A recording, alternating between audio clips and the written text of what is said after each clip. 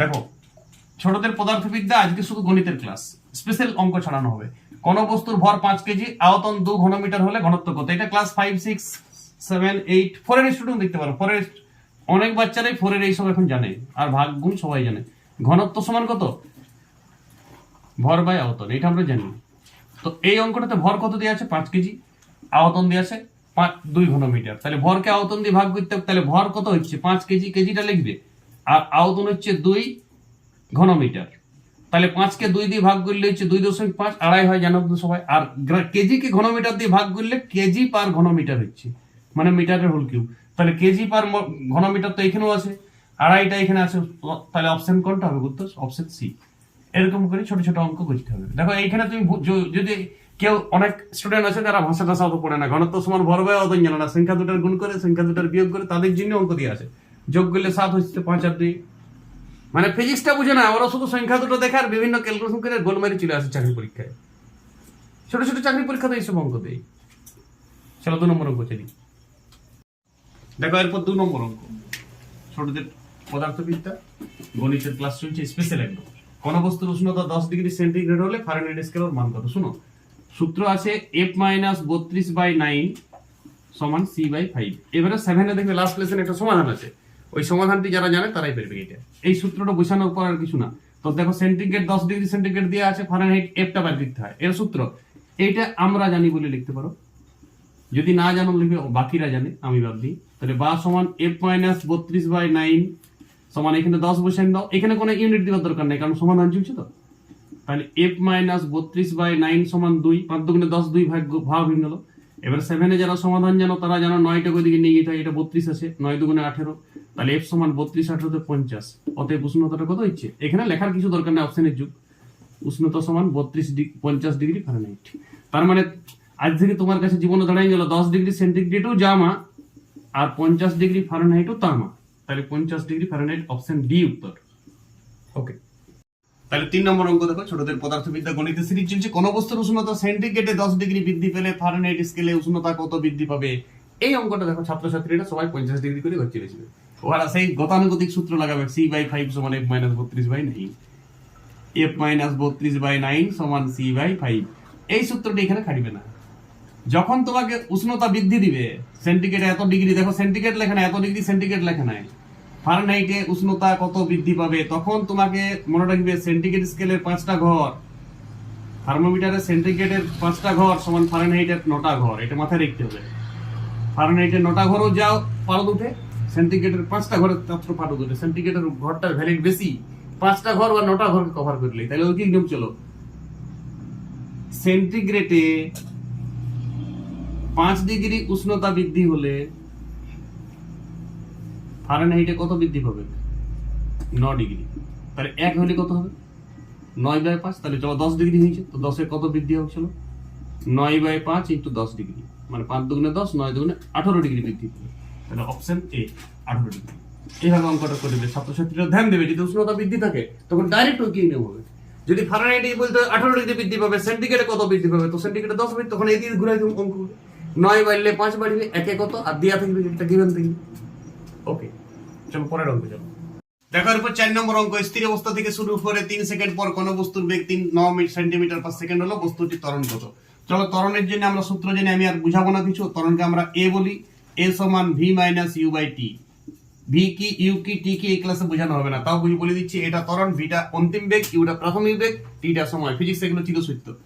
তাহলে বলো অন্তিম বেগ কি দেওয়া আছে? হ্যাঁ, অন্তিম বেগ দেওয়া আছে 9 সেন্টিমিটার পার সেকেন্ড। তাহলে 9 লিখছি, শুধু একক লিখছি না। স্থির অবস্থা মানে প্রাথমিক বেগটা 0 আছে বস্তুটার, সময় কত আছে? 3, তাহলে 3 দিয়ে ভাগ, তাহলে 9 কে 3 দিয়ে ভাগ করলে 3 উত্তর হচ্ছে। কিন্তু ত্বরণের একক কি সিজিএস পদ্ধতিতে অঙ্ক আছে, দেখো সেকেন্ড তো সব পদ্ধতির জন্যই বটে, সেন্টিমিটার পার সেকেন্ড আছে অন্তিম বেগটা, তাহলে এটাও সেন্টিমিটার পার সেকেন্ড স্কয়ার হবে, মিটার পার সেকেন্ড হবে না, মিটার পার সেকেন্ড হবে না, সেন্টিমিটার পার সেকেন্ড স্কয়ার পেলে ঠিক ছিল অপশনটা, কিন্তু স্কয়ার তো দেয়াই ছিল না, তাহলে option not, none of this. উপরে 3টাই উত্তর হবে না, অথচ এখানে 3 বিরেঙ্গি ছিল। ছাত্রছাত্রী যারা সংখ্যার উপর নির্ভর করে, এটা ফিজিক্স, এটা ইউনিটটাও মিলতে হবে তোমাকে। আর ত্বরণের একক সিএস পদ্ধতি হচ্ছে সেন্টিমিটার পার সেকেন্ড স্কয়ার, ওইটা ছিল না যদিও, সেন্টিমিটার পার সেকেন্ড স্কয়ার তো একটাও ছিল না, তাহলে নট উত্তর হবে। চলো 5 নম্বর অঙ্ক। দেখো 5 নম্বর অঙ্ক, 2 মিটার পার সেকেন্ড স্কয়ার ত্বরণ নিয়ে গতিশীল একটা বল 5 সেকেন্ড পর 12 মিটার পার সেকেন্ড বেগ লাভ করিল, বলটির প্রাথমিক বেগ কত? ভিডিওটি বন্ধ করে অঙ্কটি নিজে করো, এই চারটি অপশনের মধ্যে কত হবে তাহলে তোমার লাভ হবে। চলো নিশ্চয়ই করিস সবাই ট্রাই, এবার আমি করি। সূত্র তোমার কোনোদিন চেঞ্জ হবে না, এইটুকু মনে রাখো, v - u/t সমান a মানে ত্বরণ, v মানে ভোলানাথ নয়, v মানে অন্তিম বেগ, u মানে প্রাথমিক বেগ, t মানে সময়। চিরসত্য ফিজিক্সে এইটা আমরা জানি বলে সূত্র লেখো, এই সূত্রটা তুমি পকড়াও। ত্বরণের খুব ইম্পর্টেন্ট সূত্র, ত্বরণ খুব ইম্পর্টেন্ট জিনিস ফিজিক্সে। তাহলে এখানে দেখো অন্তিম বেগ দেয়া আছে, 5 সেকেন্ড পর এত বেগ লাভ করিল, তাহলে নিশ্চয়ই এটা অন্তিম বেগ বটে। তাহলে অন্তিম বেগ 12, এখানে কোনো ইউনিট বুঝাবে না, সমাধান চলছে। ইউর মান বলো কত? ইউর মানটাই তো জিজ্ঞেস চিহ্ন, তাহলে ইউই থাক। টি দেয়া আছে 2, এ দেয়া আছে টি দেয়া আছে 5, সরি টি দেয়া আছে 5, এ দেয়া আছে 2, এ মানে ত্বরণ। এবারে 7 এর সমাধান যারা জানো তারাই পারবে অঙ্কটা। বলো 5 দুগুণে ওইদিকে 10 হয়, তাহলে 12 মাইনাস ইউ সমান 10, তাহলে 12টাকে ওইদিকে নিয়ে যেতে হবে, তাহলে মাইনাস ইউ সমান -2, 12টা ওইদিকে চলে গেল, তাহলে ইউ সমান 2। তাহলে এবার একক লিখবে, ত্বরণটা হয়, ত্বরণ তো একক মিটার পার সেকেন্ড স্কয়ার হয়, সিজিএস পদ্ধতি চলে কি না এমকেএস পদ্ধতিতে, তাহলে 2 মিটার পার সেকেন্ড স্কয়ার। তাহলে অপশন সরি ইউ ছিল, তাহলে মিটার পার সেকেন্ড, তাহলে 2 মিটার পার সেকেন্ড প্রাথমিক বেগ। অঙ্ক শেষ, ঘটনা শেষ। এটা সি এর উত্তর আসছে। ওকে, দেখো এরপর 6 দাগের অঙ্ক, 2 মিটার পার সেকেন্ড স্কয়ার ত্বরণ নিয়ে গতিশীল কোন বস্তুর ভর কত হলে বস্তুটিতে 12 নিউটন বল সৃষ্টি হবে? ভিডিও বন্ধ করে অঙ্ক করো। চলো ভিডিও বন্ধ করি, অঙ্ক করেছি ধরে নিয়েছি। আমরা জানি F সমান ma, তাহলে ma সমান a, উল্টা দিকে লিখলে ফ্যাসিলিটি পাবে, কারণ m বার করতে বলেছে। সূত্র ধরো, F মানে বল, m মানে বস্তুর ভর, a মানে ত্বরণ। এই সূত্রটা পকড়ো, তাহলে এই অঙ্কগুলো সব হবে। চলো m এর মান বার করতে বলেছে, তাহলে m তো বার করব, ঠিক আছে। a তো দেয়া আছে মনে 2, একক দিকে নেবে, খুব ধ্যান দিবে। একক এটা মিটার পার সেকেন্ড স্কয়ার, এটা নিউটন, ঠিক আছে, এমকেএস পদ্ধতি চলছে। তাহলে f এর মান 12, এককের কোনো গন্ডগোল দেই নাই। তাহলে বলো 7 এর সমাধান m সমান 12/2 মানে 6। তাহলে ডাইরেক্ট তুমি উত্তর লেখো 6 কিকটা এইখানে আছে, এখানে আর 6 করে লাভ নাই, সময় নষ্ট হয়। কম্পিটিশন পরীক্ষা এখানেও আর কিছু লিখে লাভ নাই। এইটা আমি করছি যতটা আমার দরকার হয়। আমি তো মুখে মুখে যদি পারি তাহলে ডাইরেক্ট উত্তরে গোল মারিব, 4টা অপশনে গোল থাকবে, সেই গোলের মধ্যে তুমি বি এর গোলটি পুরাই দিবে। এই হচ্ছে কম্পিটিশন পরীক্ষা, এখানে 6 করাটা কোনো ট্যালেন্ট নেই, এটা তোমার প্রয়োজন হলে করবে কোশ্চেনের দ্বারে। চলো পর অঙ্ক করতে থাকো। ছোটদের ফিজিক্সের আজ সব চ্যাপ্টার একসাথে রিভাইজ হবে, অঙ্কের একদম অঙ্ক করাটা ফিজিক্সে আসে। ওকে, কোন বস্তুর ওজন, 7 দাগের অঙ্ক, কোন বস্তুর ওজন 240 নিউটন হলে বস্তুটির ভর কত? শোনো, ফিজিক্স শিখতে হবে খুব ভালো। mg সমান w, এখানে wটা বলাই হচ্ছে ওজন বল পৃথিবীর কেন্দ্রের দিকে কাজ করে, মনে রাখবে সবাই, কেন্দ্রের দিকে কাজ করে। ওজন একটি বল, বলের নানান ধরনের ভাগ আছে। তাহলে বলো এখানে m দেয়া আছে কি না? m তো বার করতে বলেছি। g দেয়া আছে, হ্যাঁ g দেয়া আছে 10 মিটার পার সেকেন্ড স্কয়ার। যদি না দেয়া থাকতো তাহলে 9.8 মিটার পার সেকেন্ড স্কয়ার লাগাইতে g মুখ মনেও রাখতে হয়। জানো তো এমকেএস পদ্ধতিতে অভিকর্ষজ ত্বরণের মান 9.8 মিটার পার সেকেন্ড, কিন্তু আজকাল 10 চলছে। কোনো না লাগলে তুমি 10ও বসাতে পারো, কেউ কিন্তু বলবে না, হ্যাঁ, তবে অপশন দেয়া থাকলে তো 10-এ নাও মিলতে পারে। ওই জন্য জি দেয়া আছে 10 মিটার পার সেকেন্ড স্কয়ার। তাহলে m বার করব, জি দেয়া আছে 10, এখানে কোনো একক বসানোর দরকার নাই। w কত? 240 নিউটন। তাহলে বলা m এর মান কত হবে? 7 এর সমাধান 10 দিয়ে ভাগ 24, তাহলে 24 কেজি, অপশন বি। আচ্ছা সবাই করিছো? ওকে, দেখো 8 দাগের অঙ্ক, 2 মিটার বাহু বিশিষ্ট একটা বর্গাকার কাগজে যদি 20 নিউটন বল প্রয়োগ করি, এটা নিউটন হবে, 20 নিউটন বল প্রয়োগ করলে চাপ কত হবে? উৎপন্ন চাপের মান কত? চলো ভিডিও বন্ধ করে নিজে করো, আশা করি বন্ধ করে নিজে করিছো। এবার আমি অঙ্কটা করছি। সবাই জানে বা আমরা জানি, তুমি জানো কিনা জানি না। দেখো, চাপ সমান বল বাই ক্ষেত্রফল, চাপ সমান বল বাই ক্ষেত্রফল।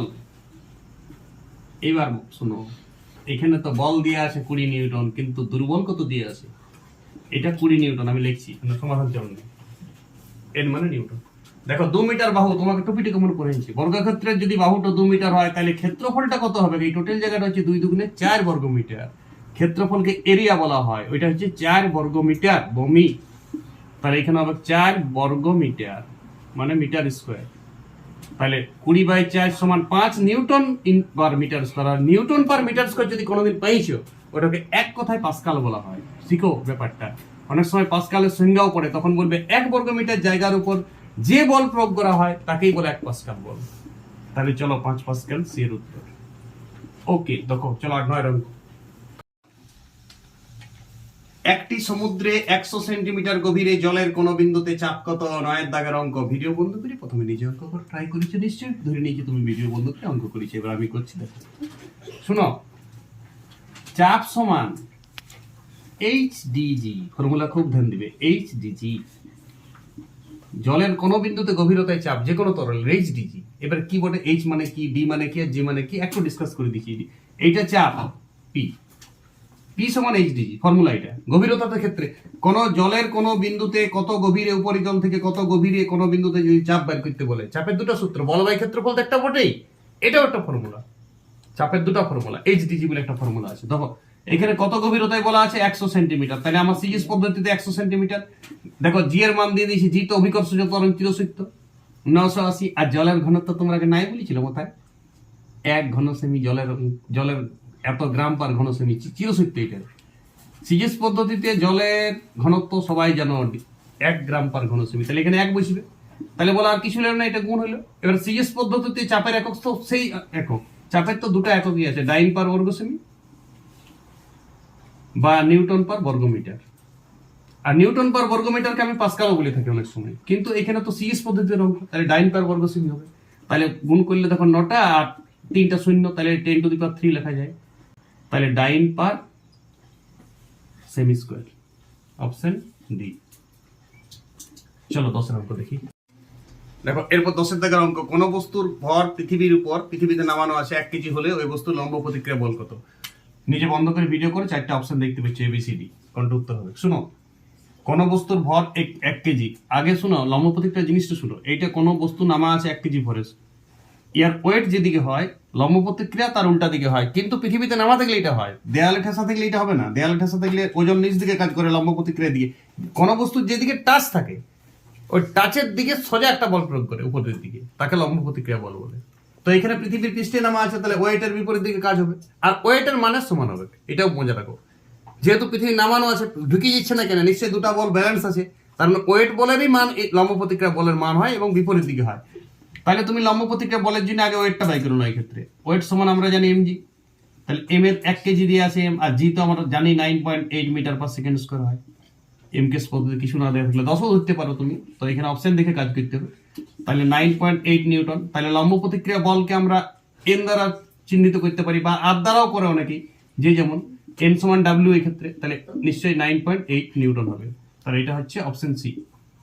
ওকে, দেখো 11 দাগের অঙ্ক, কোন বস্তুর ভর 5 কেজি, বস্তুটি 2 মিটার পার সেকেন্ড ত্বরণ নিয়ে স্থির অবস্থা থেকে 4 সেকেন্ড পরে বস্তুটির ভরবেগ কত? চলতে শুরু করলে ভাবি লিখে ভরবেগ কত। চলো ভিডিও বন্ধ করে অঙ্কটি করো, করলে করা হয়ে গেছে। ঠিক আছে, চলো শুনো, ভরবেগ তো আমরা সবাই জানি, ভর গুণিত বেগ, ভর গুণিত বেগকে ভরবেগ বলা হয়, এটা তো সবাই জানি এমভি। কিন্তু এখানে সমস্যা হচ্ছে বেগটি দেওয়া নাই, অন্য একটি অঙ্ক থেকে বেগটি বাই করে লিখতে হবে। কোন অঙ্ক বাবা? a সমান v minus u by T. দেখো ত্বরণ দিয়ে আছে, বলো হ্যাঁ, সময় দিয়ে আছে, বলো হ্যাঁ, স্থির অবস্থা মানে ইউটো দিয়েছে, স্থির অবস্থা মানে প্রাথমিক বেগ, মানে ছোট হাতের ইউটি দিয়ে দিয়েছে। চলো সূত্র তো আমরা সূত্র ধরো, v minus you by T সমান a, ভিটি বাড়ি করিব, ইউটি 0, 4 সেকেন্ড সময়, ত্বরণ দিয়ে আছে 2, ইউনিট কোনো কালচার করে না, কেজি মিটার। ঠিক আছে, ওকে, এমকেএস পদ্ধতির অঙ্ক চলছে। চলো ভি এর মান 7 এর সমাধান, 4 দুগুণে 8 মিটার পার সেকেন্ড। ভি এর মান বেরিয়ে গেল, আর এম এর মান তো দেওয়া আছে, তাহলে ভরবেগ বের করতে বলেছে। ভরবেগ মানে ভর গুণিত বেগ, বেগ বলতে আমরা অন্তিম বেগ দিয়ে বুঝি। তাহলে ভর দিয়ে আছে 5 কেজি আর বেগ দিয়ে আছে 8 মিটার পার সেকেন্ড, তাহলে হয়ে গেল 5 8 40, কৃপয়া ধ্যান দে, 5 8 40, আর এককটারও গুণ হয় KG hyphen metre per second. MKS পদ্ধতিতে ভরবেগের একক হচ্ছে কেজি, ভর গুণিত বেগের একক, ভরের একক গুণিত বেগের একক। তাহলে কেজি মিটার পার সেকেন্ড শব্দই দিয়েছিল, তাহলে 40 উত্তর, অপশন ডি তে গোল পারবে। চলো 12 দাগের অঙ্ক করি। দেখো 20 কেজি জলের উষ্ণতা 15 ডিগ্রি সেন্টিগ্রেড থেকে 55 ডিগ্রি সেন্টিগ্রেডে নিয়ে যেতে কত তাপ প্রয়োগ করিতে হবে? ভিডিওটি বন্ধ করে নিজে করবে, জ্ঞান বাড়বে। কুচ্ছ করা হয়ে গেছে, এবার আমি করছি। শুনো মনা, সবাই জানি আমরা H সমান mst, আমরা সবাই জানি, তোমাকেও নিলাম আমার সাথে। গৃহীত তাপ বা বর্জিত তাপ সমান বস্তুর ভর গুণিত আপেক্ষিক তাপ গুণিত উষ্ণতা বৃদ্ধি। H সমান mst। এখানে কি ভর দেওয়া আছে? হ্যাঁ, 20 কেজি ভর দেওয়া আছে। উষ্ণতা বৃদ্ধি 55 থেকে 15 বিয়োগ করবে, উষ্ণতা বৃদ্ধি 40 হয়। উষ্ণতা বৃদ্ধি কৃপা ধ্যান দে, চূড়ান্ত উষ্ণতা থেকে প্রাইমারি উষ্ণতা অলওয়েজ প্লাস নেবো, উষ্ণতা বৃদ্ধি আমি কখনো মাইনাস করবো না। 40 উষ্ণতা বৃদ্ধি, এখানে ডিগ্রি মিগ্রি নেওয়ার দরকার নেই। এইবার আপেক্ষিক তাপের ঘটনা। আপেক্ষিক তাপ জলের দুটো হয়, এনকেস পদ্ধতিতে 4200 joule per KG per kelvin, কৃপা ধ্যান দে, 4200 joule per KG per degree centigrade. আর সিজিএস পদ্ধতিতে জলের আপেক্ষিক তাপ হয় 1 calorie per gram per degree centigrade. এই দুটি তথ্য তোমার ব্রেনে লোড থাকবে বেঁচে থাকতে গেলে। যেমন তুমি শ্বাস লাও, যেমন তুমি মূত্র ত্যাগ করো, তেমনি ফিজিক্স পড়তে গেলে তোমাকে এই দুটো সূত্র ব্রেনে লোড থাকবে স্টুডেন্টদের। এসআই পদ্ধতিতে আপেক্ষিক তাপের মান হচ্ছে 4200 joule per KG per degree centigrade. তাহলে এটা এসআই পদ্ধতির অঙ্ক, যেহেতু 20 কেজি আছে তাহলে এখানে 4200 বসবে। 4200 কি বললাম, কৃপা ধ্যান দে, 4200 KG joule per KG per degree centigrade. এটা আপেক্ষিক তাপের একক। এস মানে আপেক্ষিক তাপ, সিগনিফিক্যান্ট হিট। আমি আপেক্ষিক তাপের ইউটিউবে ক্লাস দিয়ে আছে, সার্চ করি। তাহলে বলো এখানে গুণ করলে কত হবে?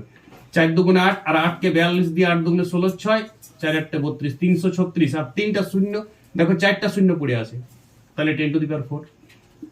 আর তাপের একক এসআই পদ্ধতিতে জুল হয়, সবাই তো জানো। তাহলে অঙ্ক দেখাচ্ছে এর অফসেটটা লক কিয়া যায়। খুব ভালো অঙ্ক। এই সমান এমএসটি আমি প্রচুর অঙ্ক দিয়েছি আপেক্ষিক তাপ ক্লাসে। শুধু ওইখানে ওইটা, এটা আমার ভ্যারাইটি মিক্স ভেজ অঙ্ক, টোটাল ফিজিক্স পড়ানো হলো। তুমি 11টায় অঙ্ক, 11 এটা 12 নম্বর অঙ্ক কি? তাহলে এটা 12 নম্বর অঙ্কের 12 ধরনের অঙ্ক দেওয়া হচ্ছে, আর 3টা অঙ্ক দিয়ে ক্লাস শেষ হবে। সবাই ধ্যান থাকো, পুরো 7 8 6 সিলেবাস রিকল একদম, সব চ্যাপ্টার গুলো তো ঢুকিয়েছি আমি। ওকে।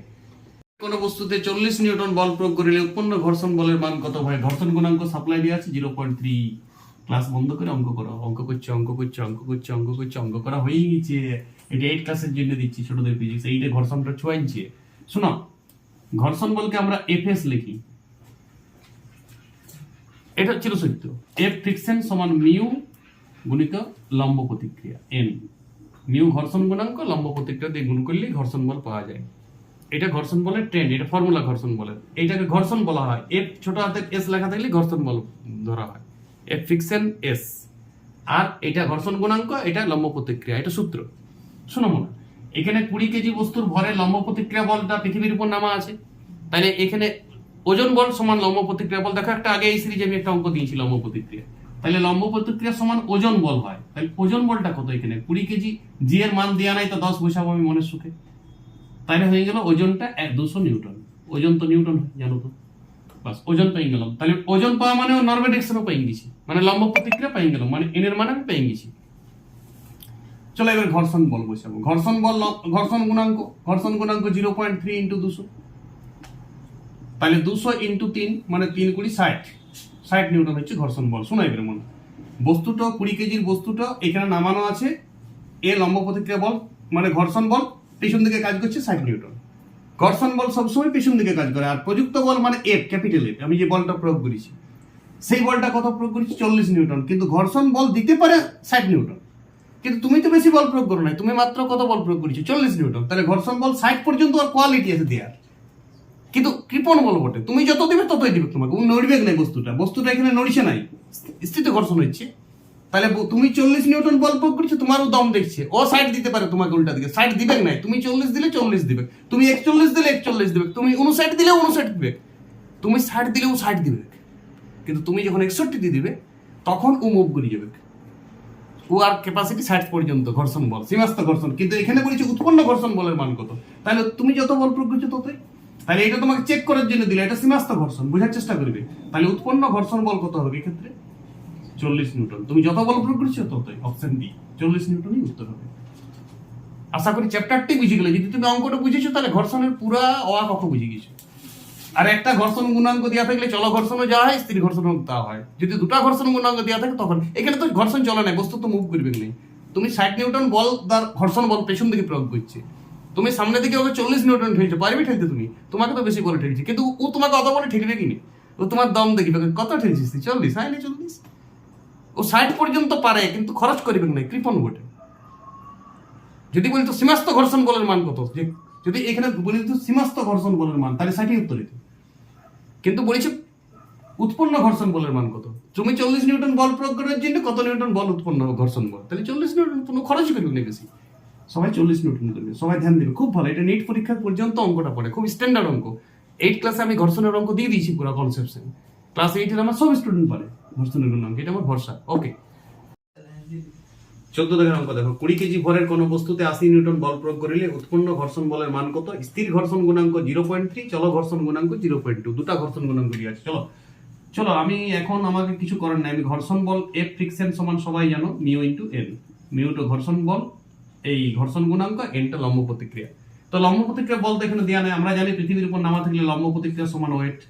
তো 20 কেজি বস্তু জি মানে 10 ধরবো আমি, কিছু দেয়া নাই, মানে 200 নিউটন হচ্ছে ওজন বল আর লম্ব প্রতিক্রিয়া বল। এইদিকে বস্তু নামা আছে, ওজন বল নিচ দিকে, লম্ব প্রতিক্রিয়া বল এদিকে কাজ করছে। ঘর্ষণ বাই করার জন্য লম্ব প্রতিক্রিয়া আর ঘর্ষণ গুণাঙ্ক তোমার সাপ্লাই দিয়ে আছে। তুমি চলো সীমাস্থ ঘর্ষণটাকে দেখিলি। সীমাস্থ ঘর্ষণ মানে এর ক্যাপাসিটি বল, ঘর্ষণ ও এত পর্যন্ত দিতে পারে। বস্তু এখন দাঁড়ানো আছে, মুভ করে নাই, বস্তু এইখানটা দাঁড়ানো আছে, তাহলে কত দিতে পারে? মিউ মানে 0.3, সীমাস্থ ঘর্ষণ মানে স্থির ঘর্ষণ গুণাঙ্ক লাগাবে প্রথমে, আর এম দিয়ে আছে 200, তাহলে 60 নিউটন ইয়ার এইদিকে বল প্রয়োগ করতে পারেই, কিন্তু ওকে 80 নিউটন ঠেলা হয়েছে, তাহলে বস্তু তো মুভ করে গেছে। বুঝার চেষ্টা করো, ওয়ার ক্যাপাসিটি থেকে বেশি বল প্রয়োগ করে দিয়েছো। বল প্রয়োগটা তুমি করো, ক্লাস দেখো আমার ঘর্ষণে। এইদিকে ও 60 নিউটন বল দিতে পারে, ঘর্ষণ বল এফএস। এফএস সবসময় ছোট হাতের এফ হচ্ছে ঘর্ষণ বল ফিজিক্সে।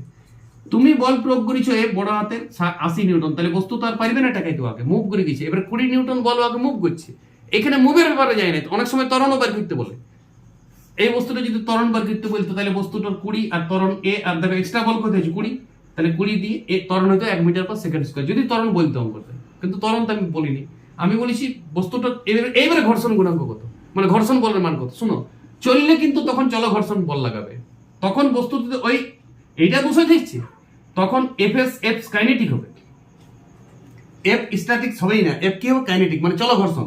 তখন হবে মিউটের জায়গায় 0.2 চলো ঘর্ষণ গুণাঙ্ক বসবে, আর যদি না দিয়ে থাকতো তখন একটা বলেই বসবে, তখন 60 উত্তর হইতো, যেহেতু দিয়ে দিয়েছি চলো ঘর্ষণ এখানে, আর ওইটা লম্ব প্রতিক্রিয়া বল 200 নিউটন, তাহলে 40 নিউটন। তাহলে এখানে ঘর্ষণ বল হচ্ছে বস্তু আগাইতে ওকে 40 নিউটন ঠেলবে, কিন্তু বস্তু মুভ করছে এবারে, মানে বস্তুটা এমনি যাইছে অথচ 40 নিউটন বল পেছন দিকে দিয়ে দিয়েছে।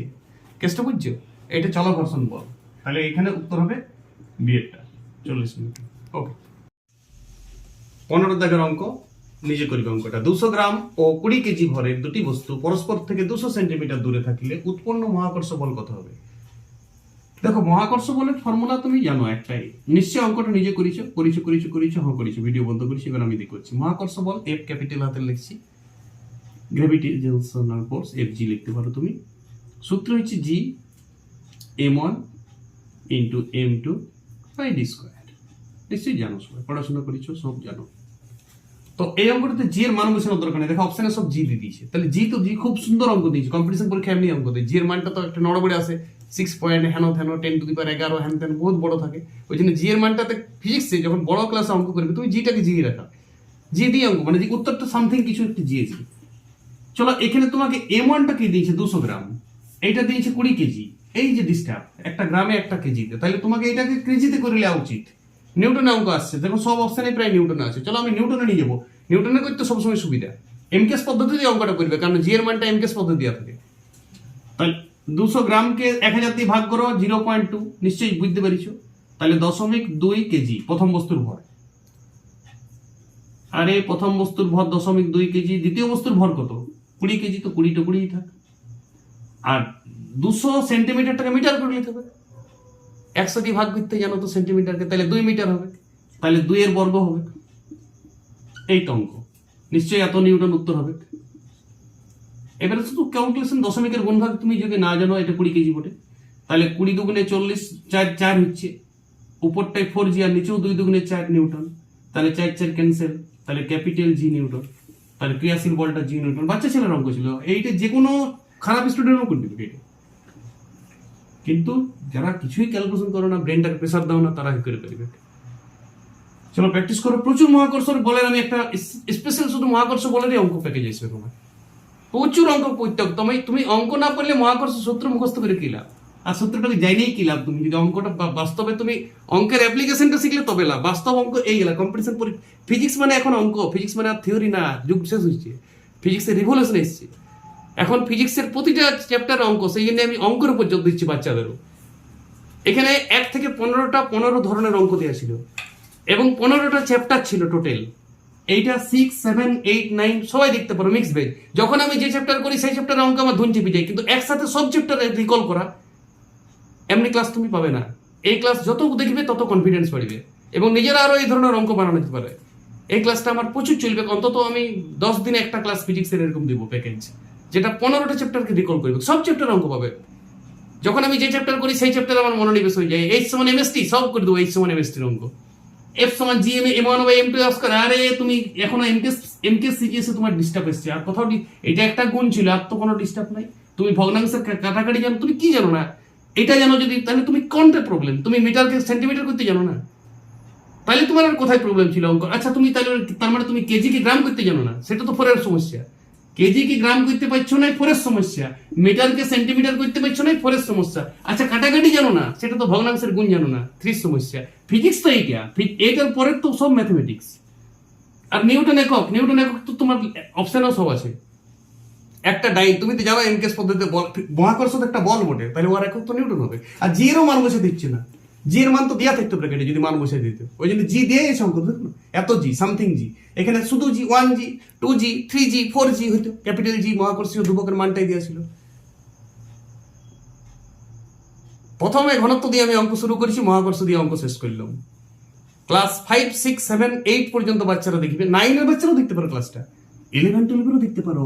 পুরা ঘর্ষণটা তো 11 স্ট্যান্ডার্ড অঙ্ক ছিল, ঘর্ষণের 8 আমি করে নিয়েছি। 8 আমার অনেক বাচ্চা করতে পারে, ওই জন্য আমি 8 দিই। ঘর্ষণটা আমি পড়ে নিয়েছি, আমার ইউটিউবে ঘর্ষণ 2টো ক্লাস দিয়ে আছে ষোলদের ফিজিক্সে। 4 ঘর্ষণ বলটা উল্লেখ করা আছে 8 ক্লাসের বইয়ে। সেখানে আমি ঘর্ষণ বল সমান সবাই জানো, এফ এস সমান মিউ ইন্টু এন মুখস্থ রাখতে হবে। সূত্রগুলোকে তোমাকে একটা পাতায় লিখতে হবে সব, যত সূত্র দেখি সব আমি বক্স করেছি। প্রতিটা অঙ্কতে যে সূত্রটা আমি অ্যাপ্লিকেশন করেছি সেটা বক্স করেছি। দেখো অঙ্ক খুলে দেখো, তোমাকে এই সূত্রটা জানতে হবে। তারপরে গুণ ভাগ যোগ বিয়োগ তুমি তো 5 বাচ্চা করে দিবে, এই সূত্রটা জানার পর একটা 5 বাচ্চা অঙ্কগুলো করে দিবে। আর কিছু কিছু অঙ্ক অল্প সমাধান করতে হচ্ছে, সেটা 7 সমাধান একটা দেখবে লাস্ট লেসনের সমাধান থাকে। আমি বারবার বলি 7 সমাধান জানতে হোক তোমাকে। 7 লাস্ট লেসন খুব ইম্পর্টেন্ট অঙ্কের জীবনে বেঁচে থাকতে গেলে। 7 লাস্ট লেসনের সমাধানটা আগেই করে নিতে হয়, 6এই করে নিতে হয়। সবাই ভালো থাকো, প্রচুর অঙ্কের এরকম ক্লাস নিয়ে আমি হাজির হব। বাচ্চারা অবশ্যই দেখবে।